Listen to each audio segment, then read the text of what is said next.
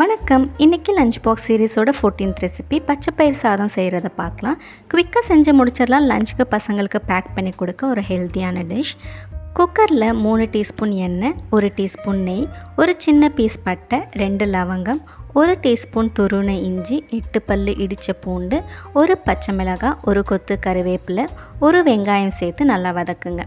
இப்போது ஒரு தக்காளி, அரை டீஸ்பூன் கசூரி மேத்தி, தேவையான அளவு உப்பு, 1 டேபிள் ஸ்பூன் சாம்பார் தூள், 1 டீஸ்பூன் சீரகத்தூள் சேர்த்து கிளறி விட்டு ஊற வச்ச பச்சைப்பயிறு அரை கப், 1 கப் அரிசிக்கு 3 கப் தண்ணி சேர்த்து 2 விசிலுக்கு ப்ரெஷர் குக் பண்ணுங்கள்.